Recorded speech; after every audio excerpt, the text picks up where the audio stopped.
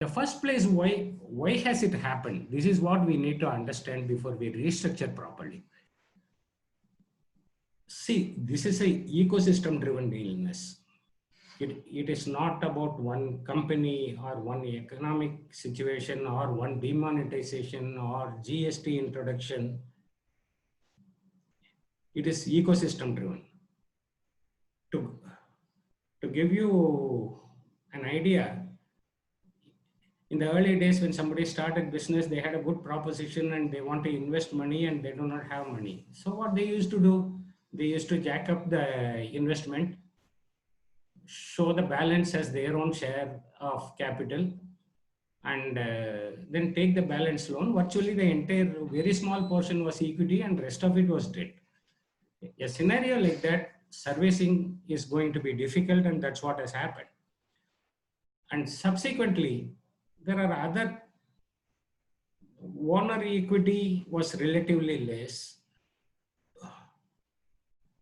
and the NPA was banking system also did enormous amount of window testing every now and then, give a working capital term loan and then adjust it back into the loan itself without really giving the money to the entrepreneur. You would have received it. And there was a diversion of fund. Let me not get into willful default kind of a scenario where somebody buys a property or does something. There is a genuine diversion of fund. That is the crux of the problem. I'll come to it a little later in detail. And then the tax management becomes an issue. And then taxman question has to be planned in the balance sheet itself. So suppose somebody has a net profit of 8%. Your CEO would have told some time back, this year we'll keep 8.5% or 7.5%. It doesn't matter what we earned. We may have lost 30% or we may have gained 50%. In either way, it will have to be an 8.5% balance sheet for the taxman to pass the assessment quickly. So this is the ecosystem in which we were operating. And suddenly the government decided to clean it up and introduced VDA, voluntary disclosure scheme of black money. It is not about black money, it is about lack of money also.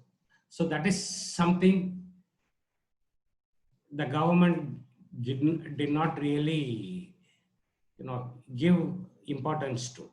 And then the demonetization, again cleansing of black money.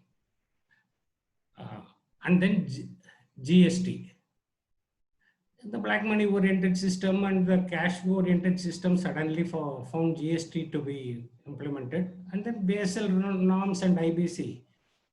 You take it to IBC and change of ownership. So with all these ways, old working is not possible, and that is another thing that promoters have to introspect. And in this scenario, COVID has struck, and I don't have to really elaborate on what are the problems that we are going to face. In this scenario, we have to really plan well and then have a proper restructuring. The RBI announcement is again I am telling you, God sent. It is better that it is used properly. So what was happening? There was a genuine diversion of fund. Let us say I have a 10 crore rupee cash credit account, and suddenly my machinery worth rupees 1 crore broke down and my production comes to a standstill. Do you think I can go to the banker and get a term loan for 1 crore rupee right tomorrow? It is just not feasible. So what I do? I stop the creditors and then use the working capital and buy the machinery, and then somehow I keep the things running.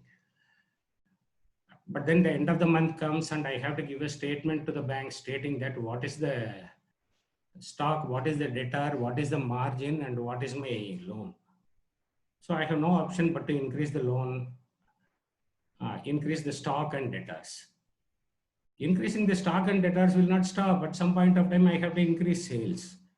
Once I increase sales, I have to show more profit so that I can apply for more loan and then cover the whole system. So in the bargain, what happens is the balance sheet we are looking at and the balance sheet in which we are with which we are taking a meaningful decision, they are compromised. So this is creating the problem, and unless we fix this, no amount of good restructuring is going to help us fully well. So RBI's present announcement is very good in many ways, and we